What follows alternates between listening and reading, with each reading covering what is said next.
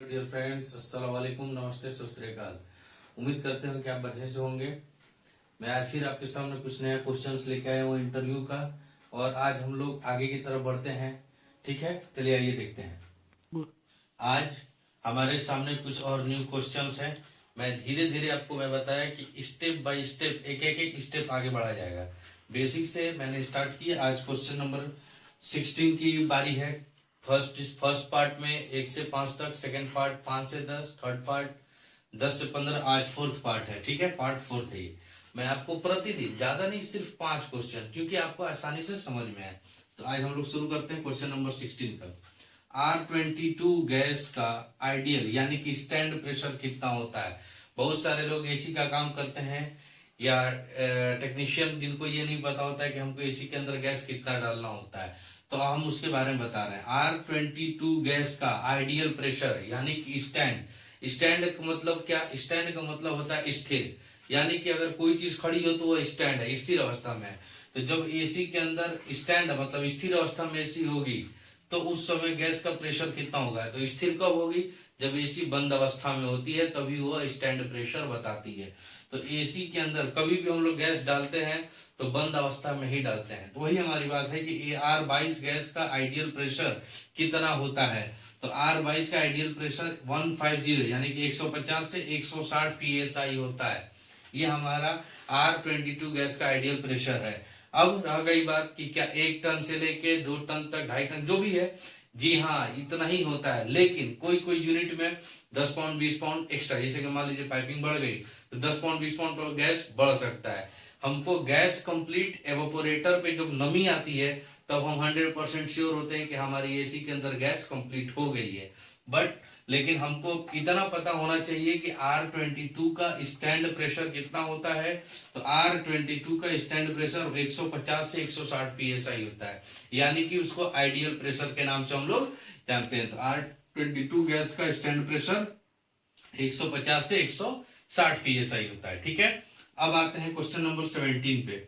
AC में pressure कितना डालते हैं लीकेज चेक करने के लिए?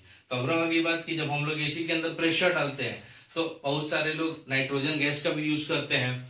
तो जो छोटे टेक्नीशियन होते हैं वह कंप्रेसर टूल से प्रेशर डालते हैं। तो प्रेशर भी कितना डालना है तो ये उनको आइडिया नहीं होता है। तो हम एसी के अंदर अगर लीकेज चेक करना है तो 250 से 350 psi तक हम लोग रखते हैं। 250 पे बता देता है। पाइप अगर एल्युमिनियम का हो तो 250 उसके लिए सफिशियंट है।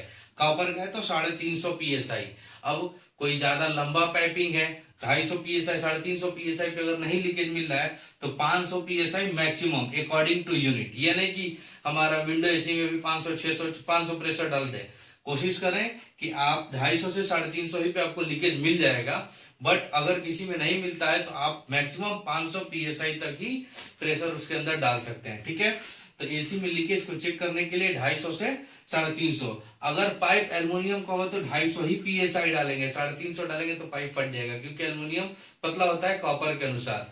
ठीक है, तो हमारे एसी के अंदर प्रेशर हमेशा 250 से 350 के ही रेशियो में डालेंगे। अगर अकॉर्डिंग यूनिट बड़ा है या पाइपिंग ज्यादा है तो हम लोग मैक्सिमम 500 यूनिट तक प्रेशर डालेंगे। ये हम लोग किस चीज की बात कर रहे हैं? प्रेशर की बात कर रहे हैं। अब नाइट्रोजन गैस अलग होता है, उसके अंदर उसका प्रेशर अलग होता है।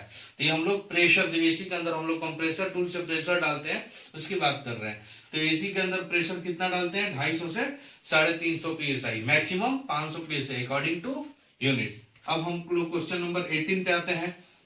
2 टन की एसी में रन कैपेसिटर कितना MFD का यूज करते हैं?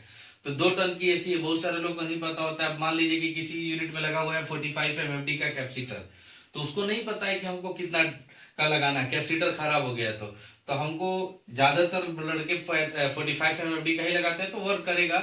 ठीक है, लेकिन 2 टन में हम लोग मार्केट से जो कैपेसिटर लगाते हैं, मान लीजिए कंपनी की बात जो लगाती है वो 45 की दे देती है, बट 2 टन की एसी में रन कैपेसिटर 50 MFD का ही यूज करते हैं, 50 MFD का। ठीक है, अब आता है क्वेश्चन नंबर 19। 1.5 टन की एसी कितना एम्पियर लेती है? अब रह गई बात कि एम्पियर का जानना बहुत जरूरी है। बहुत सारे लड़कों को नहीं पता होता है कि एम्पियर का मतलब होता क्या है। तो मैं एम्पियर का मतलब बता दूं कि एम्पियर का मतलब होता है लोड, इलेक्ट्रिक का लोड पता करते हैं। ठीक है, आप अपने घरों में स्विच वगैरह लगाते हो तो 6 ampere 10 ampere 12 ampere, 16 ampere, 18 ampere, 20 ampere का लगाते हैं। तो एम्पियर का मतलब होता है लोड। तो अब 1.5 टन की एसी कितना लोड लेती है, तो ये जानना बहुत जरूरी है। और हमको एम्पियर से ही पता चल जाता है कि हमारी एसी के अंदर कोई फॉल्ट है या नहीं। तो 1.5 टन की एसी का एम्पियर 7 से 8 एम्पियर होता है। 1.5 टन की एसी का एम्पियर 7 से 8 या 6.5, 7.5, 8, मतलब 7 से 8 के रेशियो में ही रहेगा। ठीक है, इतना रेशियो होता है उसका। अब क्वेश्चन नंबर 20 आता है। R22 गैस का रनिंग प्रेशर कितना होता है। R22 का रनिंग प्रेशर, अभी हमने यहाँ पे स्टैंड प्रेशर बात की, अभी यहाँ पे रनिंग प्रेशर। रनिंग का मतलब प्रेशर यह होता है, रनिंग प्रेशर को 3 नाम से जानते हैं, सक्शन प्रेशर, बैक प्रेशर और रनिंग प्रेशर। यह तीनों प्रेशर सेम है। रनिंग का मतलब जब गैस सर्कुलेट करने लगता है तो उस समय गैस का प्रेशर कितना आता है, जिसको हम लोग बैक प्रेशर के भी नाम से जानते हैं। तो उस समय गैस का प्रेशर 50 से 60 psi होता है। ये psi क्या है, पाउंड पर स्क्वायर इंच। ये एक माप है गैस का, ठीक है, जिससे हम लोग इसी मात्रक से हम लोग एसी में गैस भरते हैं। तो हमारा R22 गैस का रनिंग प्रेशर 50 से 60 psi होता है। उम्मीद करता हूं कि आपको क्वेश्चन आसानी से समझ में आई होगी। मैं एक बार और रिवीजन कर दे रहा हूं। R22 गैस का आइडियल यानी स्टैंड प्रेशर कितना होता है, तो 150 से 160 psi होता है। एसी में प्रेशर कितना डालते हैं लीकेज चेक करने के लिए, तो 250 से 350, मैक्सिमम 500 अकॉर्डिंग टू यूनिट। हमारी यूनिट की जैसे जरूरत है वैसे, अगर हमारा 350 पर इनपुट मिल रहा है तो 400, 450 या 500 मैक्सिमम। ठीक है, अब 2 टन की एसी में रन कैपेसिटर कितने एमएफडी का लगाते हैं, तो 50 एमएफडी, 50 एमएफडी का यूज करते हैं। क्वेश्चन नंबर 19, 1.5 टन की एसी का कितना एम्पियर लेती है, तो 1.5 टन की एसी 7 से 8 एम्पियर लेती है। क्वेश्चन नंबर 20, R22 गैस का रनिंग प्रेशर कितना होता है, तो R22 गैस का रनिंग प्रेशर 50 से 60 psi होता है। उम्मीद करते हो कि आपको अच्छे से वीडियो समझ में आया हो। अगर जो चीज नहीं समझ में आती है तो कमेंट बॉक्स पे बताएं, उसको एक्सप्लेन अच्छे से किया जाएगा। ठीक है, ऐसे वीडियो, जानकारी वाले वीडियो के लिए चैनल से जुड़े रहें, चैनल को लाइक करें, सब्सक्राइब करें और बेल आइकन को जरूर दबाएं। Thank you.